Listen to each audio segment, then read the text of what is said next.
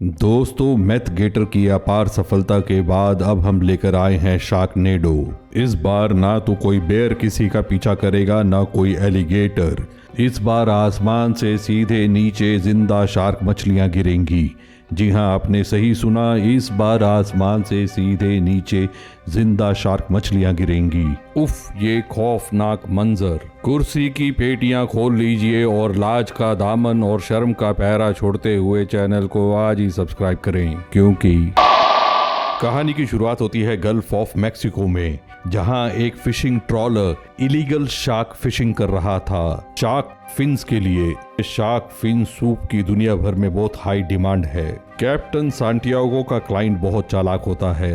वो कहता है कि उसके सूप की क्वालिटी इतनी अच्छी नहीं है, वो उसे सिर्फ $1 लाख ही दे पाएंगे। सांटियागो कोई कच्चा खिलाड़ी नहीं था। वो कहता है 20,000 मछलियों का एक पॉड उस तरफ आ रहा है और जब उनकी डील पूरी होगी तो $1 मिलियन भी बहुत कम लगेगा।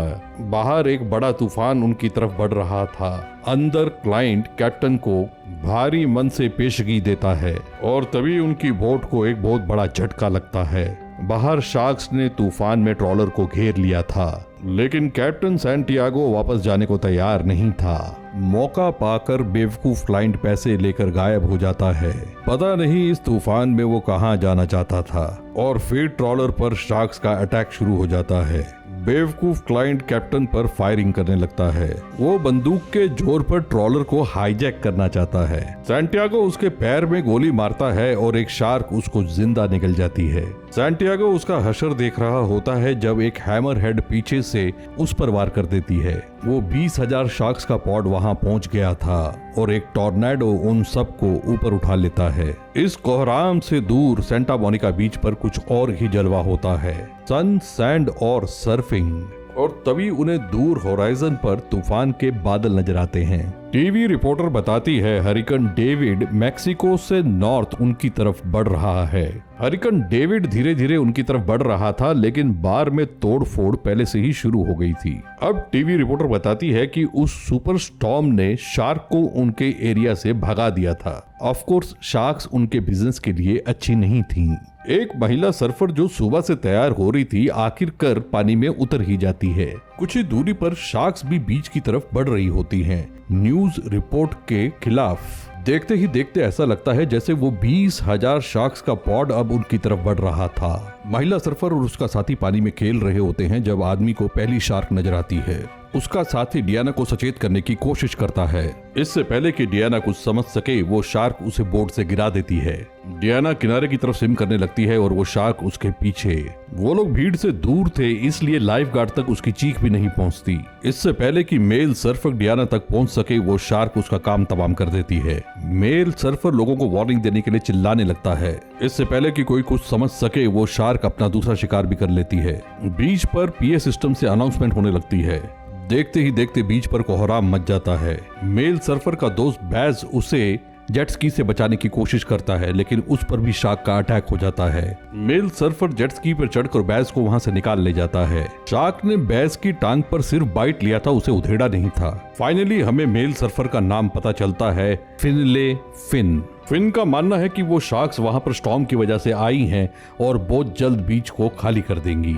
टीवी रिपोर्टर अब बताती है कि उस सुपर स्टॉर्म की वजह से वहां बाढ़ आएगी और ये सब ग्लोबल वार्मिंग का नतीजा है। फिन अपनी बीवी को फोन कर उसे स्टॉर्म की वार्निंग देता है, लेकिन वो उसे ज्यादा सीरियसली लेती नहीं। फिन खिड़की से बाहर देखता है और रेस्टोरेंट को बंद करने का ऐलान कर देता है और फिर एक बड़ी लहर के साथ एक शार्क बार में आ जाती है। फिन की असिस्टेंट एक क्यू उस पर दे मारती है। नशे में धुत जॉर्ज इस सब को बहुत लाइटली लेता है, लेकिन फिन अब बार के पीछे से बंदूकें निकाल लेता है। बीच पर भगदड़ मच जाती है और वेव्स का साइज बढ़ता ही जाता है। फिन का बार स्टूल उसकी बंदूक से ज्यादा तेज निकलता है।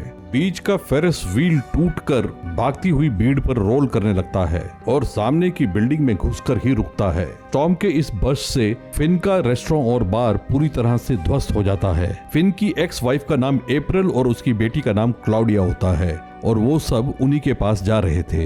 रिपोर्ट के अनुसार पूरा शहर पानी में डूबा होता है और बारिश रुकने का नाम ही नहीं लेती। जाहिल शार्क्स ट्रैफिक के नियमों का उल्लंघन करते हुए सड़क पर तैरने लगती हैं। पानी में हर तरह की शार्क थी, टाइगर शार्क भी। फिन की असिस्टेंट का नाम नोवा था और वो गोली चलाने के लिए बेताब हो रही थी। पूरे शहर में ट्रैफिक जैम हो जाता है और तभी एक बड़ी वेव के साथ शार्क्स सबवे में दाखिल हो जाती हैं। फिन और बैज सबको वहां से भगाने की कोशिश करते हैं, लेकिन एक औरत का कुत्ता उसकी गाड़ी में फंस गया था। यहाँ भी जॉर्ज का बार स्टूल ही काम आता है। कुत्ता तो बच जाता है लेकिन जॉर्ज मारा जाता है। फिन की एक्स वाइफ अप्रैल उन्हें घर में दाखिल ही नहीं होने देती और तभी गटर में से एक शार्क निकलती है जिसे नोवा शूट कर देती है। दुनिया से अनजान अप्रैल को शायद अब समझ में आता है कि बाहर क्या चल रहा है। फिन की एक्स वाइफ ही नहीं, उसकी बेटी भी उसे देखकर खुश नहीं होती। इतना ही नहीं, अप्रैल का बॉयफ्रेंड भी घर पर होता है। कॉलिन नाम होता है अप्रैल के बॉयफ्रेंड का और वो भी फिन को बेवकूफी समझता है। और तभी नोवा उन्हें बताती है कि बाहर क्या चल रहा है और एक शार्क तो उनके स्विमिंग पूल में तैर रही होती है। कॉलिन उस शार्क को अपनी आंखों से देखना चाहता है और शार्क उसे। उन सब की आंखों के सामने वो शार्क कॉलिन को उनके लिविंग रूम में निगल जाती है। फिन के घर का फर्नीचर बहुत मजबूत होता है और वो उससे शार्क को रोकने की कोशिश करते हैं। आखिरकार नोवा को बंदूक चलाने का मौका मिल ही जाता है और वो उस शार्क पर पोल्का डॉट्स बना देती है। अब माँ बेटी को उनके बेटे मैट की याद आती है जो पास ही के एक शहर के फ्लाइट स्कूल में था। उनके घर में एक शार्क और थी जिसे चकमा देकर वो सब बाहर निकल जाते हैं। उनके वहां से निकलते ही उनका पूरा घर ढह जाता है, सिर्फ उनका घर। मौका मिलते ही नोवा फिर से एक बार अपनी बंदूक को तैयार करने लगती है और तभी इमरजेंसी सर्विसेज का अलर्ट आता है कि पूरे स्टेट में टॉर्नेडोज हिट करने वाले हैं। रास्ते में फिन को एक स्कूल बस नजर आती है और वो चेक करना चाहता है कि उसमें बच्चे तो नहीं हैं। अप्रैल को समझ में नहीं आता कि वो हमेशा दूसरों के लिए अपनी जान को खतरे में क्यों डालता है। उस स्कूल बस में वाकई बच्चे होते हैं। फिन ऊपर के ब्रिज से बस पर उतर जाता है। बस के चारों तरफ शार्क्स ही शार्क्स होती हैं। फिन को देखकर बच्चे बहुत खुश होते हैं, उनके लिए वो एक सुपर हीरो से कम नहीं था। गरीबों का जॉन ट्रेवोल्टा बैज ऊपर का मोर्चा संभालता है। फिन और बैज बच्चों और ड्राइवर को बचाने में कामयाब हो जाते हैं, लेकिन फिन जैसे ही ऊपर चढ़ने लगता है शार्क उसके पीछे पीछे रोप पर चढ़ने लगती है। ब्रिज से रगड़ते रगड़ते रोप भी कटने लगती है। रस्सी के कटने से पहले फिन अपने नीचे की रोप को काट कर शार्क को पानी में फेंक देता है और फिर अचानक से एक टॉर्नेडो उनकी तरफ बढ़ने लगता है जो बस के ड्राइवर को मारकर वहां से गुजर जाता है। तभी फिन की नजर 3 वाटर स्प्राउट्स पर पड़ती है जो पानी में से शार्क्स को हवा में खींच रहे थे। फिन की बेटी क्लाउडिया हमेशा सनरूफ के लिए कंप्लेन करती थी और उसी वक्त एक शार्क उनकी गाड़ी की छत को फाड़कर उसमें सनरूफ बना देती है। यहाँ फिर नोवा की बंदूक ही उनकी जान बचाती है। शार्क की धज्जियां उड़ने के थोड़ी देर बाद उनकी गाड़ी की भी धज्जियां उड़ जाती हैं पेट्रोल लीक होने की वजह से। इतनी बड़ी आपदा के बीच दारू की दुकान बंद नहीं होती क्योंकि वो एक ड्राई डे नहीं था, वो एक वेट डे था। इस बार टीवी रिपोर्टर बताती है कि ऐसा लगता है कि जैसे दुनिया का अंत नजदीक आ रहा है और टॉर्नेडोस का आकार भी बढ़ता जा रहा है। कार खोने की वजह से फिन समझ नहीं पाता कि अब वो आगे कैसे बढ़ेंगे। बैज उसे खिड़की के बाहर देखने के लिए कहता है जहां सामने हॉलीवुड कार रेंटल स्टोर होता है, जहां से वो एक भारी भरकम ट्रक ही हायर कर लेते हैं। लेकिन एक एक्सीडेंट की वजह से पुलिस ने उनका रास्ता ब्लॉक किया होता है। उनके पास अब रुकने का समय नहीं था। वो ट्रक वाकई हॉलीवुड मूवीज का ट्रक था। पुलिस के पास आते ही फिन नाइट्रस बटन दबा देता है जो मॉडिफिकेशन पुलिस की गाड़ियों में नहीं थी। बहुत जल्द वो मैट के फ्लाइंग स्कूल भी पहुंच जाते हैं, लेकिन वो वहां पहुंचने वाले अकेले नहीं थे। शार्क वाला टोर्नेडो भी वहां पहुंच गया था। ऐसा लगता है कि स्टॉर्म्स के चलते सब स्कूल छोड़कर भाग गए थे। बैज दरवाजे के बाहर देखता है और कहता है कि वहां से भागने का टाइम आ चुका है। नोवा को एक टिन की शीट के पीछे से आवाजें आती हैं और वो उस तरफ बढ़ने लगती है। मैट और उसके साथी उस टिन की शीट के पीछे छुपे होते हैं। फ्लाइट स्कूल वालों को शार्क्स का आइडिया ही नहीं होता। फ्लाइट इंस्ट्रक्टर को उनकी बातें काफी अटपटी लगती हैं। वो शार्कनेडो वहां पहुंच गया था और फ्लाइट इंस्ट्रक्टर को बिना प्लेन के ही फ्लाइट पे ले जाता है और वो सब एक बार फिर से उस मजबूत टिन की शीट के पीछे छुप जाते हैं। बाहर शार्क्स की बरसात शुरू हो जाती है। थोड़ी ही देर में तहस नहस मचाकर वो शार्कनेडो आगे बढ़ जाता है, लेकिन उसके पीछे 2 और शार्कनेडोस थे। बाहर एक हेलीकॉप्टर सही सलामत बचा होता है और मैट उन सबको सामने के इंडस्ट्रियल डिपो में ले जाता है। फिन की नजर चेनसॉस पर पड़ती है और मैट बॉम्ब्स बनाना चाहता है। वो हेलीकॉप्टर से शार्कनेडोस पर बॉम्ब्स फेंकना चाहता है, नोवा के पूछने पर बैज उसको उसके पीछे की साइंस समझाता है कि किस तरह बॉम्ब से टोर्नेडो फट जाएगा। मैट कहानी में बहुत देरी से आया था, लेकिन उसे भी तो कोई हीरोपंती दिखानी थी। प्रोफेसर बैज भी अपना कोई यंत्र बनाने में बिजी हो जाता है। इन सब के बीच भी क्लाउडिया सेंटी होने का मौका ढूंढ ही लेती है। फिन उसे गोली देता है कि वो पहले उसे लेने आया था, मैट को नहीं। प्रोफेसर बैज ट्रावोल्टा अब ओपनहाइमर बन जाता है। मैट नोवा की चोट के बारे में जानना चाहता था, इसलिए वो उसको अपनी चोट दिखाने लग जाता है। अब नोवा को भी अपनी दर्दनाक दास्तान सुनाने का मौका मिल जाता है। बचपन में उसके दादाजी की बोट डूब गई थी और शार्क्स ने उस पर अटैक किया था और दादाजी को अपने साथ ले गई। ये निशानी उस शार्क ने उसे दी थी, इसीलिए वो शार्क्स से नफरत करती थी और गोलियों से उन्हें भून देना चाहती थी। और तभी बैज ट्रावोल्टा ओपेनहाइमर उन्हें अपना स्माइली बॉम्ब दिखाता है।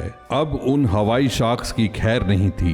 मैट अपना हेलीकॉप्टर तैयार करने लगता है और बैज अपना हॉलीवुड ट्रक। बॉम्ब्स मिलने पर नोवा अपनी बंदूक को त्याग देती है। दूसरा शार्कनेडो अब तेजी से उनकी तरफ बढ़ने लगता है। ऊपर जाने पर उन्हें तीनों शार्कनेडोज एक साथ नजर आते हैं और फिर कुछ शार्क्स उनके हेलीकॉप्टर के इर्द गिर्द घूमने लगती हैं। पापा फिन को यह पसंद नहीं आता, लेकिन उसकी बंदूक की गोलियां खत्म हो गई थी।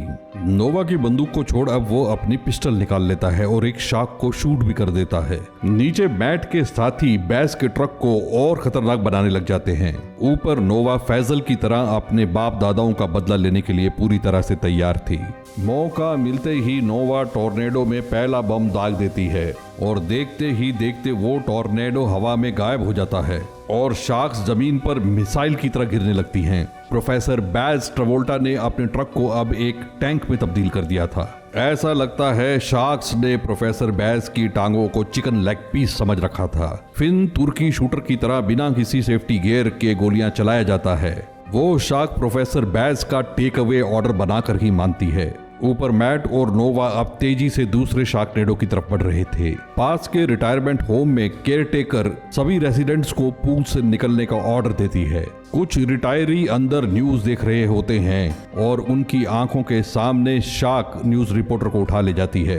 दूसरा शार्कनेडो और बुरी तरह से फटता है। शार्क्स चारों तरफ से जमीन पर गिरने लगती हैं और मैट का दूसरा साथी भी मारा जाता है। शार्कनेडो को देखकर केयरटेकर को अपनी आंखों पर ही विश्वास नहीं होता और फिर शार्क्स स्विमिंग पूल में गिरने लगती हैं। फिन एक रोमांटिक कपल को स्विमिंग पूल से बाहर खींच लेता है और इसके बाद वो स्विमिंग पूल में ही आग लगा देता है। कहीं हम भटक न जाएं, इसलिए मैट हमें गिनती कर बताता है कि ये तीसरा और आखिरी शार्कनेडो है। मैट के कारनामे देखकर आंटी बहुत इंप्रेस होती है। बेस की तरफ लौटते हुए एक शार्क उनके हेलीकॉप्टर को पकड़ लेती है।